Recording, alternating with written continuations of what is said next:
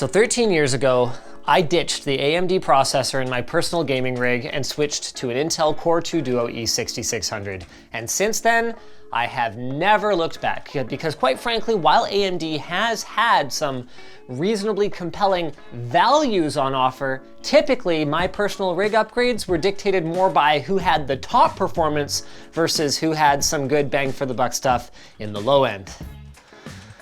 Well, today is an interesting day because while AMD's Ryzen 3rd gen processors, so I'm holding a 3900X here, aren't exactly brand spanking new, what is a feature that I sorely need for my setup. For those of you who aren't familiar, this is my gaming desktop, but the key component that's missing is the desktop. It's not here. I run a single Thunderbolt cable through the wall into this server closet where my personal rig, my wife's rig, and my home server all reside. This allows me to isolate not just the noise, but also the thermals so that this room doesn't heat up. I don't have central AC in my house. Check this out. The ASRock X570 Aqua is one of the first AMD Ryzen 3rd gen supporting motherboards with not one, but two Thunderbolt 3 ports, and we're gonna take it for a test drive. After this message from our sponsor. Vertigear's PL4500 RGB LED upgrade kit wirelessly connects to your PC and features tons of color customization options, including audio and visual sync and more. Check them out at the link in the video description.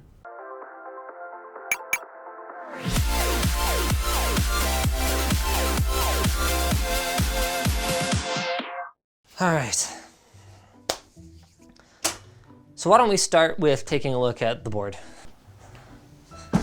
Oh crap, where'd I put the CPU? Left that in the pocket of my sweater. LTTstore.com. First, I should probably acknowledge the elephant in the room. The keen-eyed among you probably noticed that this is not, in fact, the motherboard that I claimed to have upgraded to a couple of months ago. This is the new Titan RTX graphics card, but I had to go back to my old motherboard and Extreme Edition 5960X 8-core because I didn't realize when I put the new board in that there were no Thunderbolt 3 cables long enough to go from my desktop through the wall and then into my server closet. Fortunately, we have a solution for that today, and we will get to that later. First, we gotta swap out this board. Now, those of you who are new to the channel might not know this, but we actually used to do a ton of videos just about motherboards, but the truth is, I just got kind of bored of them. I just felt like I didn't really have anything to say. This one, I have a fair bit to say about. The X570 Aqua ticks a lot of boxes for me.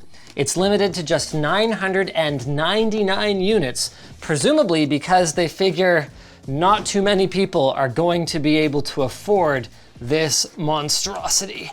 It is one of the heaviest boards that I have ever encountered, and I don't want to show it to you guys like this. Let's get this horrible peel off it. Wow, ASRock has some work to do on their peel game.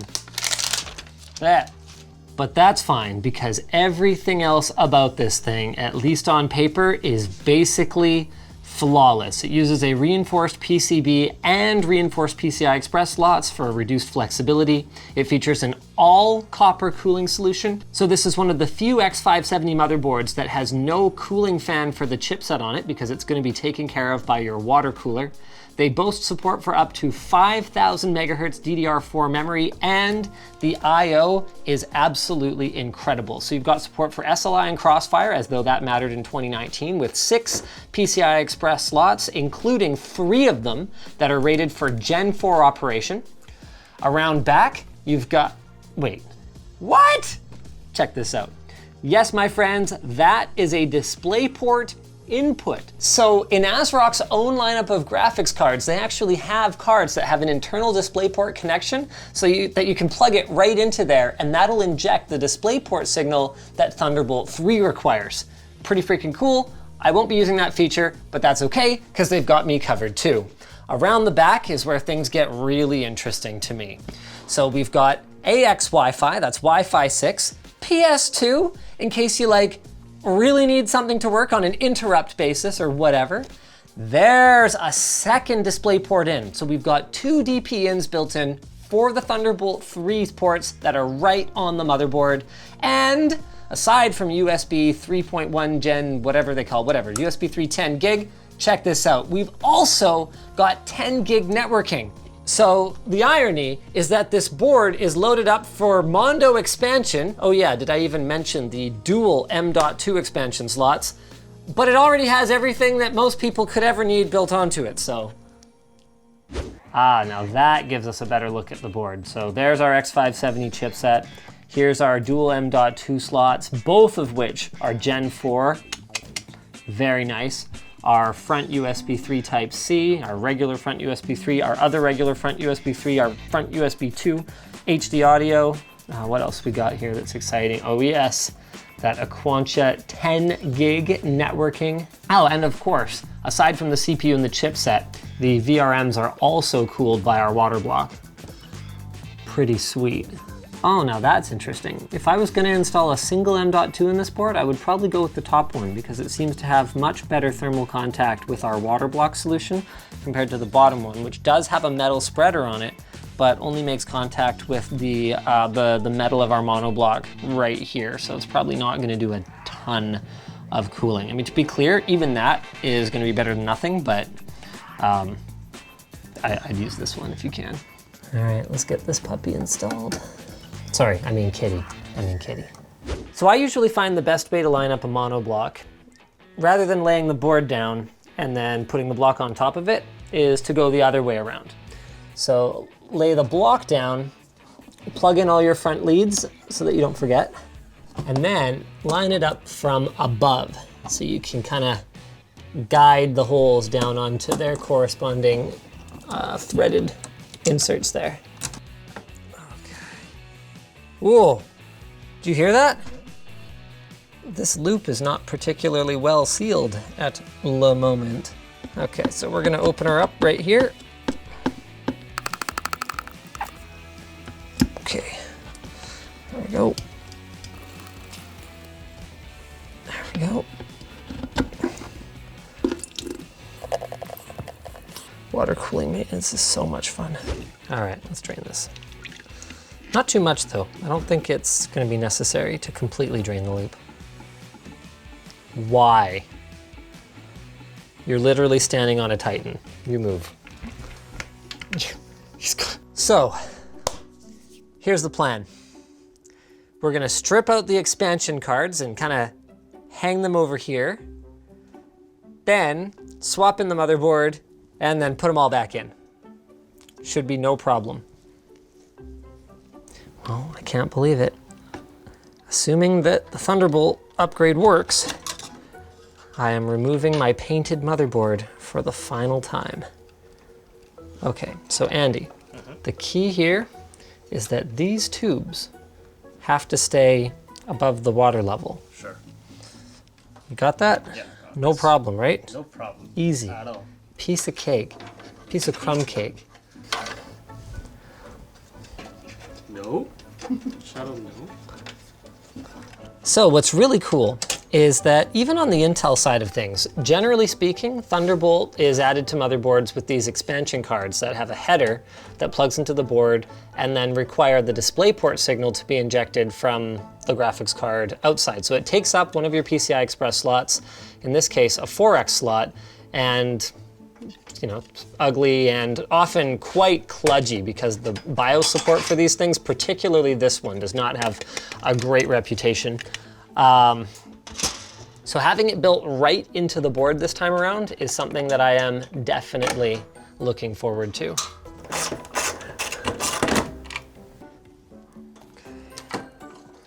And out it comes again.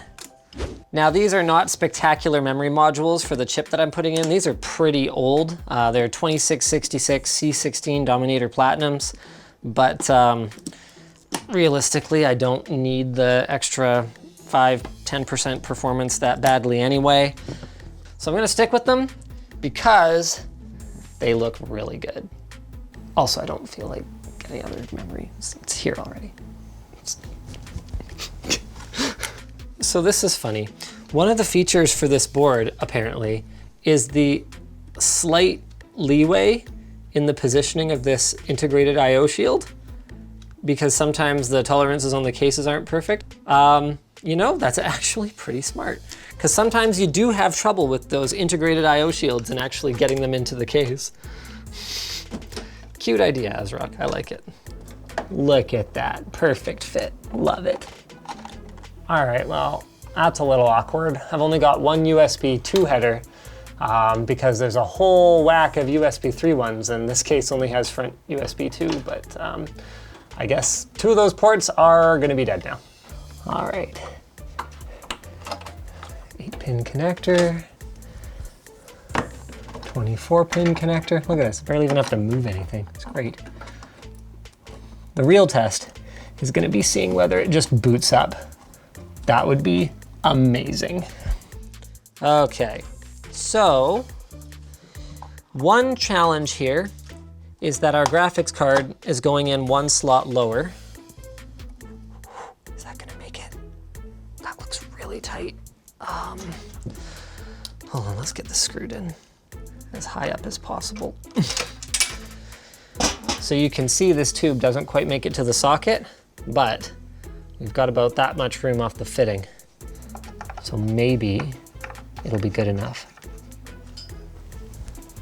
What the heck? Is this leaking? It is. Why is this leaking? Okay, we will deal with that in a moment. First, let's find out if we even have a build here. All right, we're gonna make it. Oh shoot, I don't think so. And every time I pull this up, this drips. Crap, this is bad.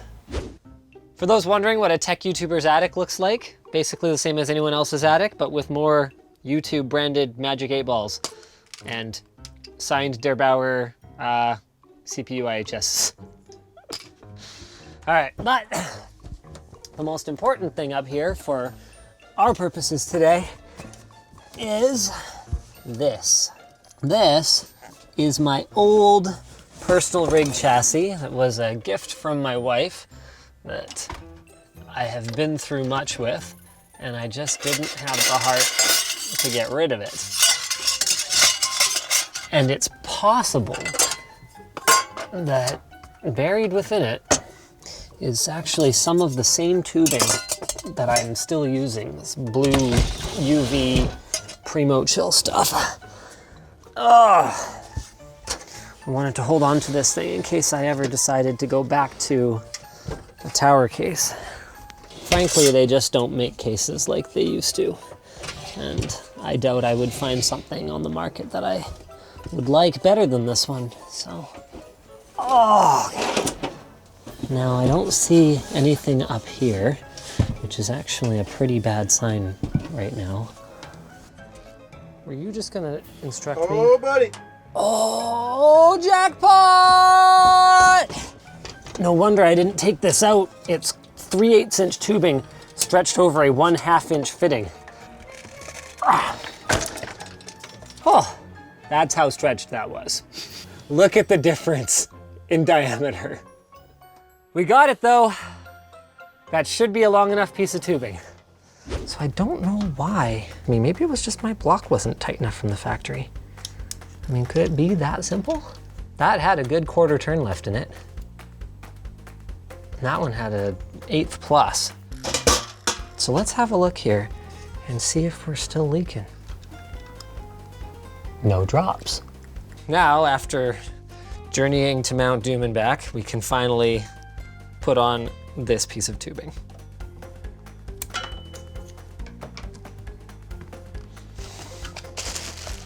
Blue cable. This triggered so many people when I put it in, and I don't even blame you. Okay. Cleanest build you ever saw? Maybe not. Good enough? Yes. Now, rather than load it back into the server cabinet, I'm just gonna test it right here. All right, that's a good sign. Okay. All 64 gigs of RAM detected, Ryzen 9 3900X 12 core processor, X570 Alpha. Excellent. Oh, I guess we should connect the Wi-Fi so at least have a network connection. Which one's Bluetooth? Doesn't say. I wasn't gonna bother to hook up Bluetooth, but whatever. So this is weird. What I was expecting was some kind of USB 4 implementation here, but on ASRock's website, it straight up has an Intel Thunderbolt driver download. I mean, maybe this is just something that I haven't encountered yet, where the specs are so similar that you just literally use Intel's own software on an AMD board. Guess we'll find out. All right, speaking of sick, I have updated my BIOS. I have applied my XMP profile, so my memory is now at least running at 2666 instead of 2133. And I am ready to install my Intel Thunderbolt driver. So I told you guys before I had a solution to the problem of getting my Thunderbolt signal from the other side of this wall to my desktop setup here, and I do. The problem is that I'm not allowed to tell you what it is, and I'm not allowed to show it to you. So it's a little awkward. So we're just gonna use a PCI slot as a pass-through, plug that in, and then plug this into the back of the graphics card, just like that. Not exactly elegant, but hey, if you want elegant, buy a Mac. Hey! G-Sync display connected, everything is working just effortlessly. It looks like that one was the right one. Wow, my dock's even working and everything. So it's official. I've gone AMD. Now we've just got to run the secret sauce here.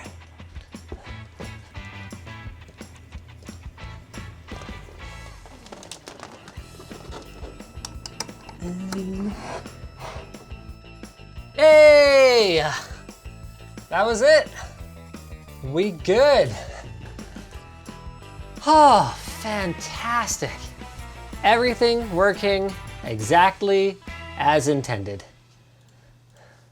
So thanks for watching, guys. I am personally really looking forward to this adventure, at least until I get hit with the buyer's remorse that always comes when something newer and better happens, as we know is happening with the 16 core and then the upcoming next gen Threadripper and all that good stuff. So make sure you're subscribed so you don't miss any of our videos on that stuff. First it'll be the review, then like me upgrading my stuff. That'll be good.